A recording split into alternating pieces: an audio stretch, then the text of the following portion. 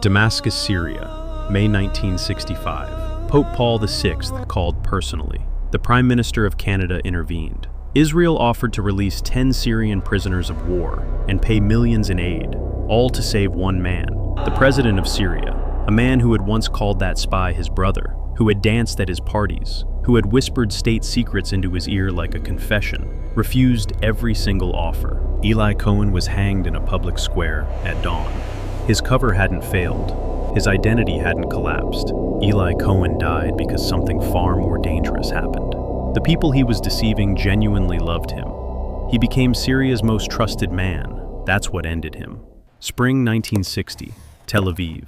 Eli Cohen sits behind a desk. He adds numbers. He files reports. He is an accountant, and by every measure, a content one.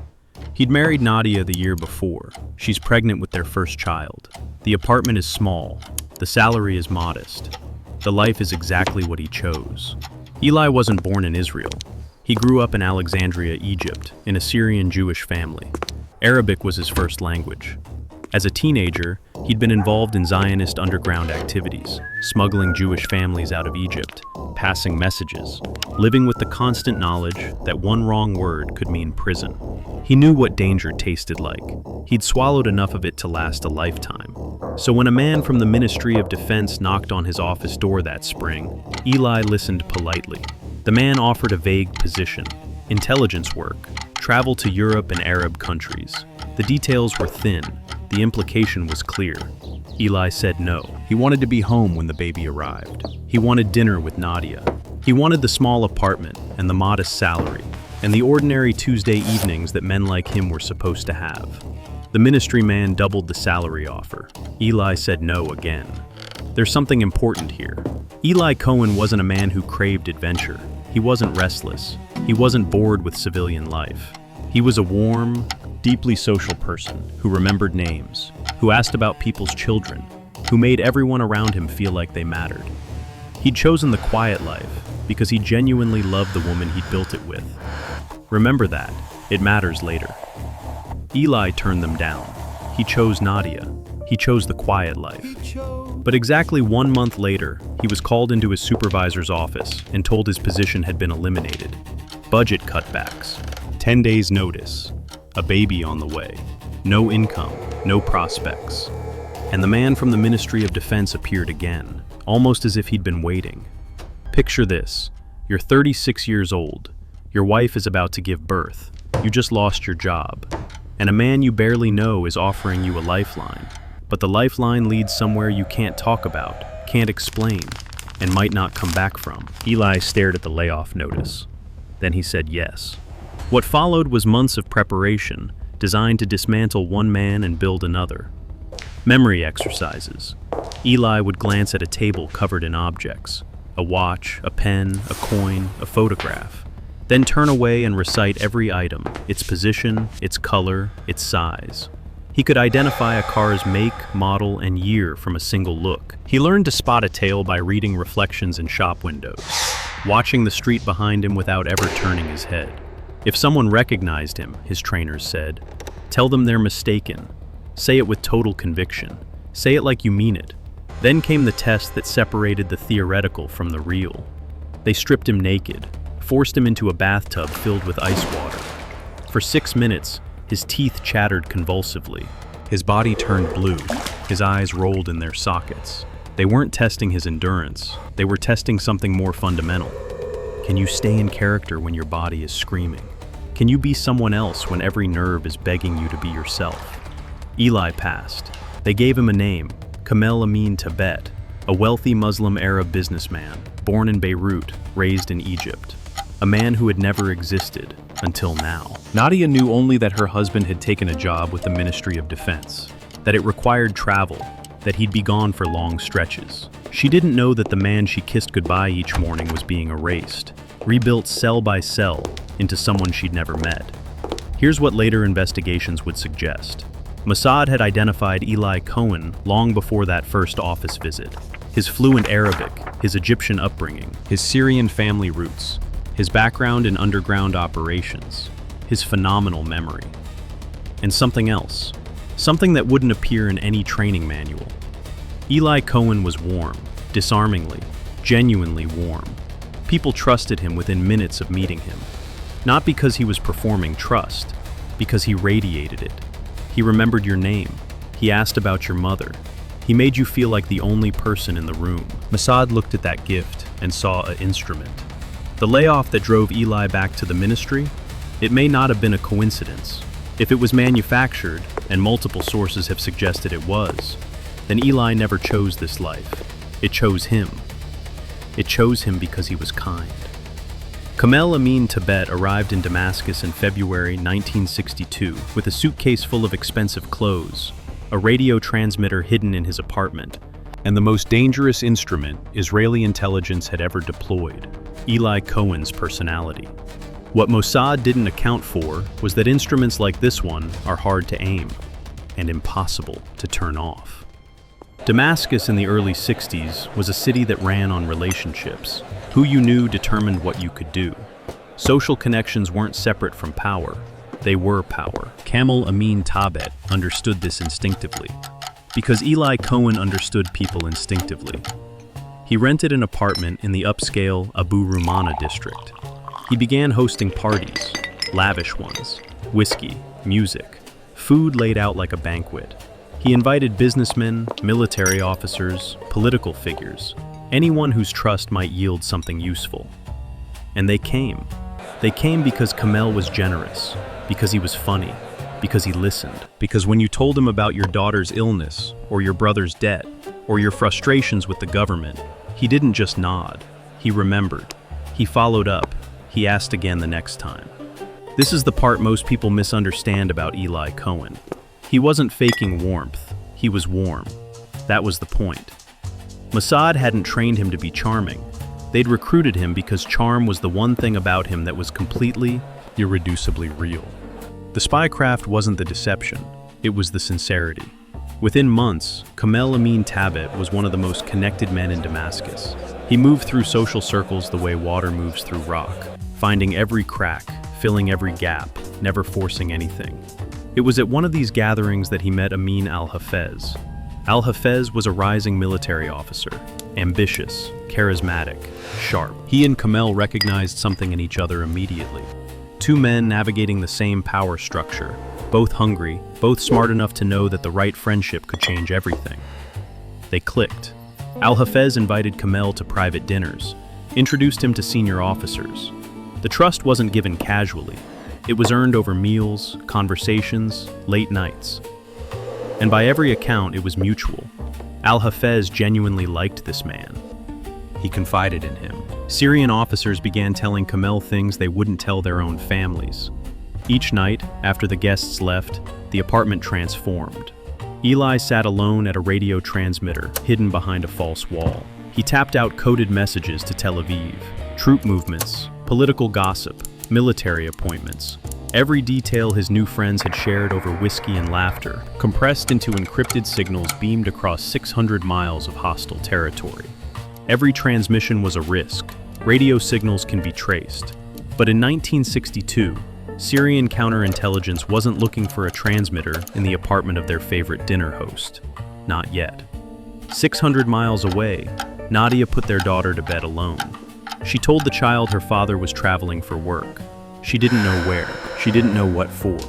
And back in Damascus, Eli, or was it Kamel, stared at the radio, at the encrypted notepad, at the apartment still scattered with whiskey glasses from tonight's party. For one moment, neither identity held. Just a man between two lives, belonging fully to neither. Then the moment passed. The next party was tomorrow. There were people to charm. Within a year, Kamel Amin Tabet wasn't just connected in Damascus, he was beloved. And his closest friend, the man who treated him like a brother, was about to become the most powerful man in Syria, and he was going to bring Kamel with him. If you're finding this story as unsettling as I do, take a second to subscribe. Most of our viewers aren't subscribed yet, and it genuinely helps us keep making these. In 1963, Amin al-Hafez rose to power through a military coup. He became president of Syria, and overnight, Kamel Amin Tabet's access went from impressive to unprecedented. Eli Cohen was now personal friends with the head of state. He attended government functions. He sat in rooms where Syria's military future was discussed openly. Senior officials didn't just tolerate his presence, they welcomed it, because Kamel had spent years earning their trust. The access wasn't a mistake, it wasn't carelessness, it was friendship. And friendship, between soldiers, means showing what you'd never show a stranger.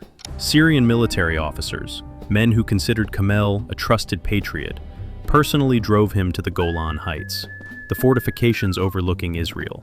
They walked him through bunker positions, one by one, trench networks, placements, fields of fire. They pointed out exactly where they'd repel an Israeli invasion. They showed him everything, because why wouldn't you show your brother? In Chapter 3, I told you they shared things they wouldn't tell their own families. This is what that looked like. Not whispered gossip over dinner, not vague political rumors.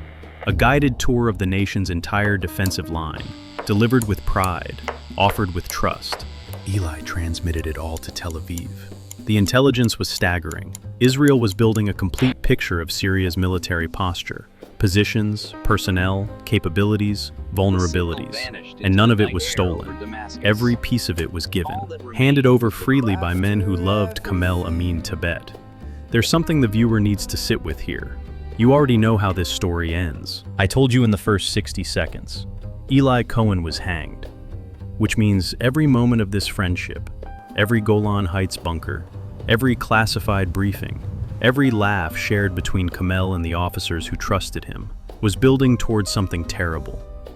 These men had no idea they were constructing the case for their own friend's execution. Every secret they shared was another reason Al-Hafez would never forgive the betrayal. The intelligence wasn't just valuable to Israel, it was incriminating to Eli. It was proof of how deep the love went, and the deeper the love, the more unforgivable the lie. Back in Israel, Nadia was raising their children alone. Eli visited between missions, but each stay grew shorter. She still didn't know where he went. She still didn't know what he did. She knew only that the man she married kept disappearing, and that each time he came back, something behind his eyes had shifted. Here's what I need you to understand before we go further. These Syrian officers weren't fools. They weren't villains. They were men who trusted a friend. Every classified document they shared, every fortification they revealed, was offered in the spirit of brotherhood. To them, showing Kamel the Golan Heights wasn't a security breach. It was an act of intimacy. And Eli, the man who couldn't stop making people feel seen, who couldn't turn off the warmth even if he wanted to, took every gift they gave him and sent it to their enemy. Eli Cohen had penetrated deeper into a hostile government than any spy in Israeli history. But 600 miles away, in a Mossad office in Tel Aviv, his handlers were about to make a decision that would unravel everything. Not by pulling him out, by sending him back. 2 a.m. The apartment is dark. The party ended hours ago. Eli sits at the transmitter. His fingers rest on the key, and for the first time, he hesitates. Something had changed. Soviet-made radio detection equipment had arrived in Damascus. Syrian technicians, better trained, better equipped than anything Eli had faced before, had begun sweeping the diplomatic quarter. They'd noticed unusual transmissions, encrypted, frequent, coming from somewhere nearby. Eli knew. He'd asked Mossad to reduce the frequency, slow down the broadcasts, shorten the transmissions, give the direction finders less to lock onto. Mossad said no. The intelligence Eli was producing was irreplaceable. The Golan Heights data alone could determine the outcome of a future war. To the analysts in Tel Aviv, the risk-reward equation was simple. The source was too valuable to throttle. To Eli, the equation had a wife and 3 children on one side. He broadcast anyway. One evening, mid-transmission, a knock at the door.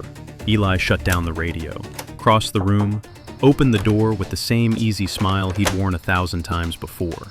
A neighbor, inviting him to dinner tomorrow night. Eli accepted, shook the man's hand, closed the door, went back to the radio. That's what every single night was like. A near miss dressed as a social call. A heartbeat between 2 identities, separated by the width of a false wall. The transmissions continued, long, detailed, frequent. Every minute on air was a minute the direction finders inched closer. They were narrowing the signal's origin, block by block, street by street, building by building. Eli knew what was coming. The math was simple. Each broadcast was a roll of the dice, and Mossad kept insisting he roll again. January 1965, Syrian intelligence triangulated the signal. They traced it to an apartment in the Abu Rumaneh district, Kamel Amin Tabet's apartment. They burst in at night. They found the radio. They found the codes. They found Eli, sitting at the desk, mid-transmission, caught between two worlds with his hand still on the key. The arrest was quiet. No confrontation, no chase, no dramatic escape attempt. Just a man in a chair and the silence after the signal dies. The Syrian officers who arrested him didn't yet know what they had, but when they ran the codes, when they traced the frequencies, when they cross-referenced the transmission logs, and when they told President Amin al-Hafez that his best friend, Kamel Amin Tabet, was an Israeli intelligence agent named Eli Cohen, al-Hafez did not shout. He did not demand proof. He did something no one in the room expected. Picture the moment. You are the president of Syria. You clawed your way to power through a military coup. You trust almost no one. But there is one man, one friend, who has been with you since before the presidency. A man who sat at your dinner table, who attended your government functions, who laughed with you, who listened to you, who you introduced to your generals, your advisors, your inner circle. A man you called brother. And someone has just told you that man is an Israeli spy. When Amin al-Hafez received the news, he recited Al-Fatiha, the opening chapter of the Quran, the prayer Muslims say for the dead. Eli Cohen was still alive. Al-Hafez was not mourning a man, he was mourning a friendship. In that single gesture, a prayer for the dead spoken over a living person, Kamel Amin Tabet ceased to exist, and whatever mercy Eli Cohen might have received died with him. Think about what al-Hafez was replaying in that moment. Every Golan Heights bunker, every classified briefing, every dinner, every drink, every confidence shared. Every time he'd introduced Kamel to an officer, who then opened a classified file because the president's friend asked. Every time he'd vouched for this man. Every time he'd said, "He's one of us." The viewer has watched this friendship from Eli's side for 20 minutes. Now, for the first time, see it from al-Hafez's. From his side, it is annihilation. Every warm memory is now evidence of manipulation. Every act of trust is now a security breach. Every moment of genuine connection, and it felt genuine, that's the weight of it, is now a question he'll never be able to answer. Was any of it real? Did Kamel ever exist? When he laughed at my jokes, was that him or his training? When he remembered my children's names, was that warmth or was that tradecraft? Al-Hafez would never know. That uncertainty is its own kind of loss. The trial was public, televised, predetermined. Syria paraded Eli before cameras. He was subjected to harsh interrogation. He confessed. The world watched and did nothing. Then the offers began. Pope Paul VI, the head of the Catholic Church, appealed directly to Damascus. The Prime Minister of Canada intervened through diplomatic channels. Israel put forward an extraordinary proposal: 10 Syrian prisoners of war, plus millions in financial aid in exchange for one man. Think about that deal for a moment.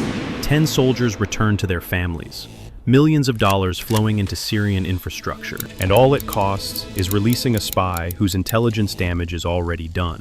The secrets are already transmitted. The Golan Heights maps are already in Israeli hands. Returning Cohen undoes nothing.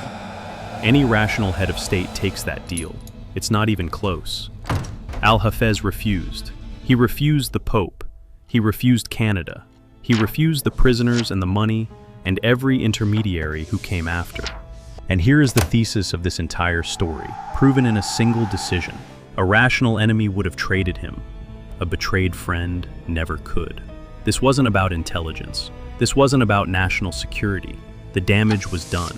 This was about a man who had loved another man, truly, deeply, in the way that soldiers love the friends they trust with their lives, and discovered that the love was a tool pointed at his heart. Intimate betrayals don't resolve through prisoner exchanges. And the most devastating truth of all, Eli's greatest gift, that genuine warmth, that ability to make anyone feel known and valued, was the very thing that sealed his fate. A colder spy would have gathered less intelligence, but inspired less love. A less convincing friend would have been traded in a week. Eli Cohen was too good at being loved.